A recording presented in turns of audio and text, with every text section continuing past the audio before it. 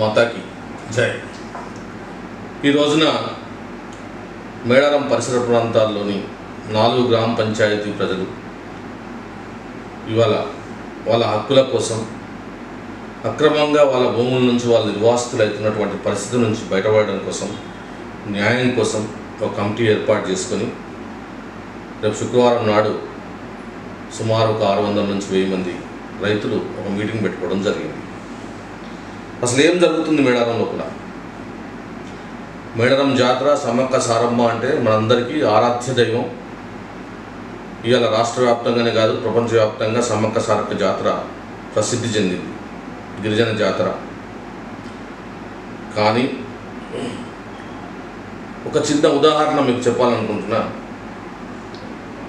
మనం ఈరోజు వెళ్తే మేడారం పరిసర ప్రాంతాల లోపల హరిత రిసార్ట్స్ ఉంటాయి, హరిత గెస్ట్ హౌస్లు ఉంటాయి, చాలా గొప్పగా ఉన్నాయి.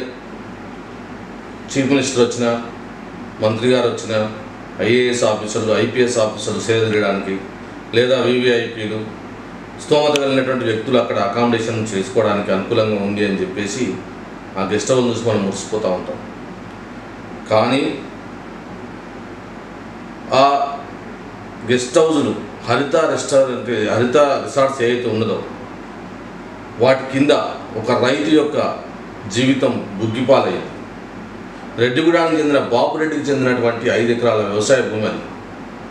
హరిత గెస్ట్ హౌస్ కట్టక ముందు ఆయన ప్రతి సంవత్సరం దాంట్లో పంటలు వేసుకొని పంటలు పండించుకుంటూ ఒక రైతులాగా గౌరవంగా ధైర్యంగా బతికేటువంటి పరిస్థితి ఉండేది. ఆయన ఒక మండల స్థాయి నాయకుడు కూడా. కానీ దుర్మార్గంగా ఆయన భూమిని ప్రభుత్వం ఆయన ఆ భూమి నుంచి వెళ్ళగొట్టి కబ్జా చేసి హరిత రిసార్ట్స్ కట్టి, దుర్మార్గం ఏంటంటే ఆయన మీదనే 427, 447, 353 కింద కేసులు నమోదు చేయడం జరిగింది. ఆయన ఆ భూమిలో కూడా దశాబ్దాల కాలం సాగు చేసుకుంటూ ఉంటే ప్రభుత్వం, తహసీల్దారు, పోలీస్ అధికారుల బలంతో వెళ్ళి ఆయన భూమిని డిస్పోజల్ చేసేటప్పుడు, అయ్యా ఇది నా భూమి, చాలా సంవత్సరాలుగా సాగు చేసుకుంటూ వస్తున్నా అని చెప్తే ఆయన భూమి నుంచి వెళ్ళగొట్టడమే కాకుండా ఆయన మీద ప్రభుత్వ అధికారుల విధులకు ఆటంకం కల్పించిండు అనేటువంటి ఒక దుర్మార్గమైన కేసును పెట్టడం జరిగింది. ఏం జరుగుతుంది? అంతేకాదు 85, 86 స్థానం నాటి జాతరకు మనం ఇప్పటి జాతరకు తీసుకుంటే అనేక అభివృద్ధి కార్యక్రమాలు జరిగినాయి, అనేక రోడ్లు వచ్చినాయి, అనేక గెస్ట్ హౌస్లు వచ్చినాయి, అనేక ప్రభుత్వ కార్యాలయాలు వచ్చినాయి. ఇదంతా కూడా ఒకప్పుడు రైతుల ఆధీనంలో ఉన్నటువంటి, రైతులు సాగు చేస్తున్నటువంటి భూముల లోపలనే వచ్చినాయి. ఏ రైతుకైనా రూపాయి నష్టపరిహారం ఇచ్చినారా? ఇవ్వలేదు. ₹1 నష్టపరిహారం ఇవ్వకుండా అక్కడ రైతుల్ని బలవంతంగా బెదిరించి, అదిరించి భూములు స్వాధీనం చేసుకొని అభివృద్ధి పేరుతోటి రైతుల్ని డిస్పోజల్ చేయడం జరుగుతూ ఉంది. ఇవాళ కొన్ని చట్టం లోపల ఇట్లాంటి అధికారాలు ప్రభుత్వాలకు ఉన్నాయా? ఐఏఎస్ ఆఫీసర్లు, ఐపీఎస్ ఆఫీసర్లు వాళ్ళ చట్టాలు తెలవవా? ఏ ప్రభుత్వం అయినా కూడా ప్రజలు 4 సంవత్సరాలకు మించి లేదా కాస్ట్లో ఉన్నటువంటి భూములకు సంబంధించి నష్టపరిహారం 4 రెట్లు ఇవ్వకుండా ఏ భూమిని కూడా ఆక్రమించుకోవడానికి వీలు లేదని ఆర్ఆర్ యాక్ట్ చెప్తుంది. పునరావాస చట్టం క్లియర్గా చెప్తుంది.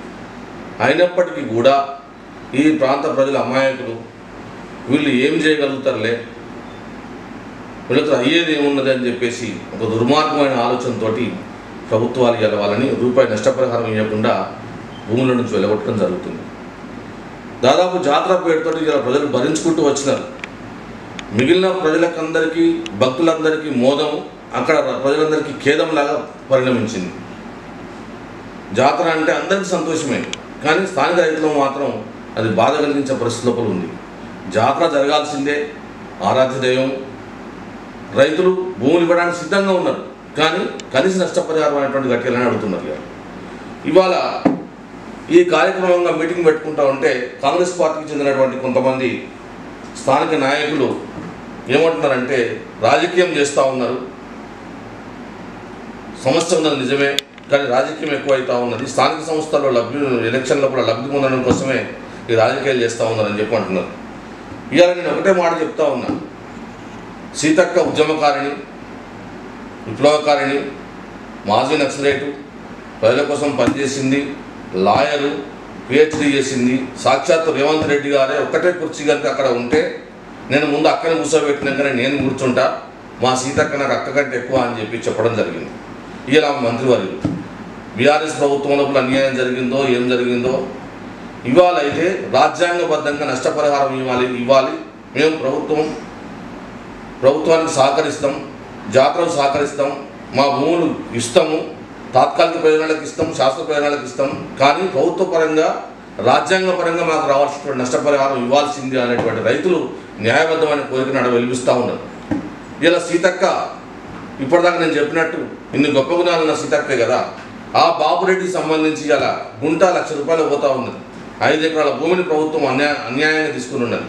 2 కోట్ల రూపాయల నష్టపరిహారం బాబురెడ్డికి చెక్కు తీసుకుని వచ్చి క్యాష్ పట్టుకుని వచ్చి మిగిలిన ప్రజలకు కూడా అవసరమైనటువంటి నష్టపరిహారం ఇప్పించే విధానికి ముందుకు రావాలని చెప్పేసి నేను కోరుతా ఉన్నాను. ఎందుకంటే అధికారం మీ చేతిలో ఉన్నది అలా, మీరు నెంబర్ 2 పొజిషన్లో ఉన్నది అలా. కాబట్టి ఈ ప్రజలు రాజకీయం చేయట్లేదు, ప్రజలు వాళ్ళ న్యాయపరమైన కోరికను కోరుతూ ఉన్నారు, వాళ్ళ బాధను వెళ్ళగలుగుతూ ఉన్నారు, దానికోసం సంఘటితం అవుతూ ఉన్నారు. దాన్ని రాజకీయంగా మీరు తీసి పారాల్సిన అవసరం లేదు. వాళ్ళ న్యాయమైన హక్కులని, రాజ్యాంగపరమైన హక్కులని మీరు ఖచ్చితంగా వాళ్ళకు న్యాయవంతమైనటువంటి పరిహారం ఇచ్చినాకనే ఆ భూములు తీసుకోవాలి.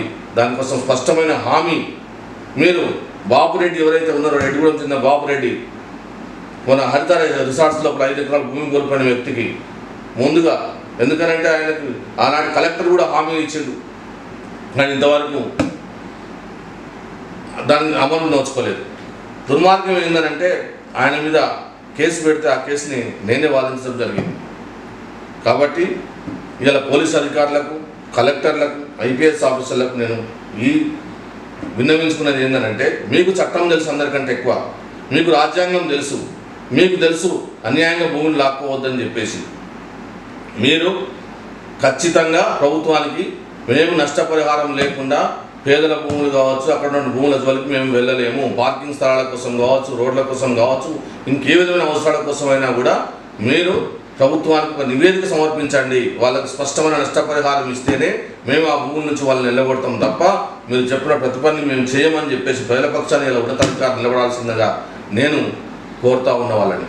ఎందుకనంటే మీరు ప్రభుత్వానికి బానిసలుగా వ్యవహరించే రేపొద్దున కేసులు పెడితే మేము కూడా అదే రాజ్యాంగాన్ని అనుసరించే రేపొద్దున మా బార్ కౌన్సిల్ ఆఫ్ తెలంగాణలో ఉన్నటువంటి ప్రతి అడ్వకేట్ని కోరి ప్రజల పక్షాన ఎవరైతే అధికారులు ప్రజల హక్కులకు ఉల్లంఘన కల్పించిందో, అక్రమ ప్రవేశం చేసిందో వాళ్ళ భూముల మీద వీళ్ళ పక్షాన నిలబడి వాళ్ళ కోసం ప్రభుత్వ అధికారుల మీద కూడా కేసులు వేసి కొట్లాడటానికి కూడా మేము న్యాయ సలహా అవసరమైతే న్యాయవాదులందరూ సహాయ సహకారాలు తీసుకుంటామని చెప్పేసి ఒక న్యాయవాదిగా కూడా నేను ఈ విధంగా కోరుకుంటున్నాను. భారత్ మాతాకి జై.